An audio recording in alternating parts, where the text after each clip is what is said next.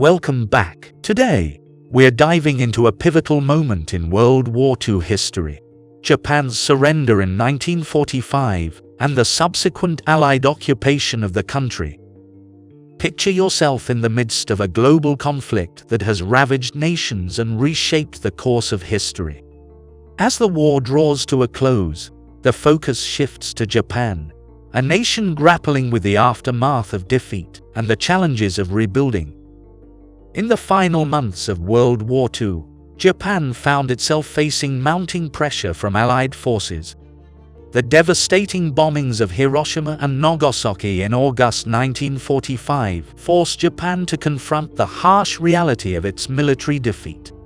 On August 15, 1945, Emperor Hirohito announced Japan's surrender, marking the end of hostilities and the beginning of a new era for the country. The surrender of Japan sent shockwaves around the world, heralding the conclusion of one of the deadliest conflicts in human history.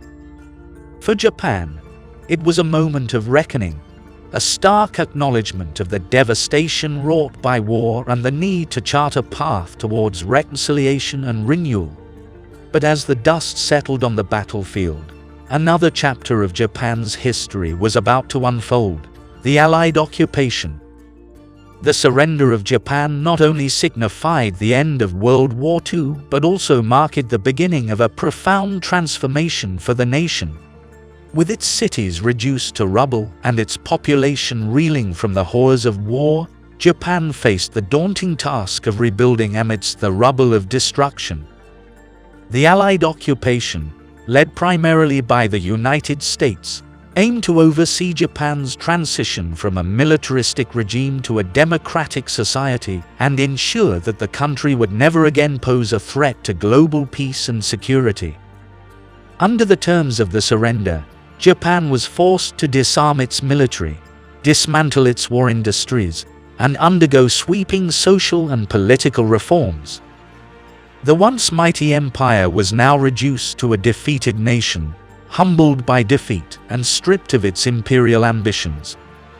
For many Japanese citizens, the end of the war brought a mixture of relief and uncertainty. Relief that the bloodshed had finally come to an end, but uncertainty about what the future held for their country and its people. As the Allied forces established their presence in Japan, they faced the monumental task of overseeing the country's reconstruction and guiding its transition to a democratic society.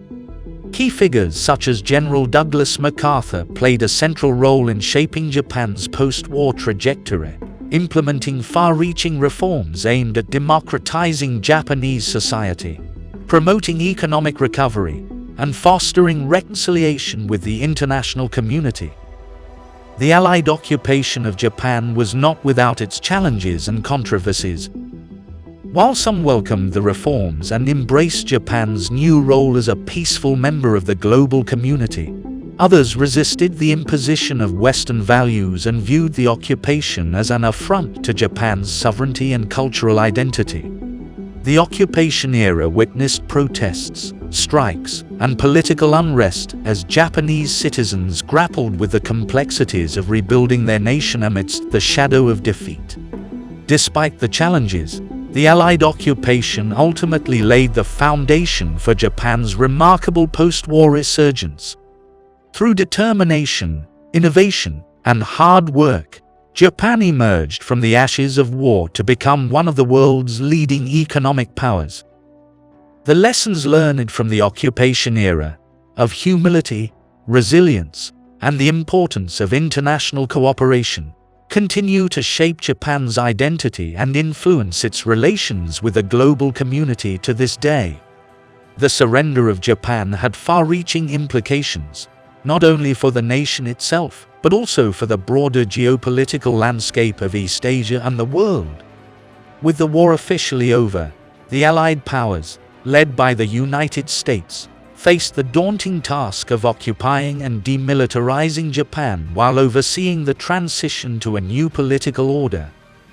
The Allied occupation of Japan, which lasted from 1945 to 1952, was a complex and multifaceted undertaking. It aimed to dismantle Japan's military infrastructure, dismantle its war machine, and establish democratic governance to ensure lasting peace and stability in the region. Under the leadership of General Douglas MacArthur, Supreme Commander for the Allied Powers, Japan underwent a comprehensive transformation that encompassed political, social, and economic reforms. One of the key objectives of the Allied occupation was to promote democratization and demilitarization in Japan. The country's militaristic past was deeply ingrained, and dismantling the structures that supported it proved to be a formidable challenge. The new Japanese constitution, adopted in 1947, renounced war as a sovereign right of the nation and established a parliamentary system of government, marking a radical departure from Japan's imperial past. The post-war period in Japan was marked by profound social and economic changes as the country embarked on a path of reconstruction and modernization. The Allied occupation authorities implemented sweeping reforms aimed at promoting social equality, empowering women, and rebuilding the economy. These efforts laid the foundation for Japan's remarkable post-war economic miracle, which transformed the country into a global economic powerhouse. However, the Allied occupation of Japan was not without its challenges and controversies. The process of purging wartime leaders and prosecuting war criminals stirred deep resentment among segments of the Japanese population. Moreover, the presence of Allied forces in Japan fueled anti-occupation sentiment and sparked occasional outbreaks of violence. As we reflect on this pivotal period in history, it's essential to recognize the complexities and nuances of Japan's surrender and the Allied occupation. While the occupation brought about significant changes and laid the groundwork for Japan's post-war success, it also sparked debate and controversy that continue to resonate to this day.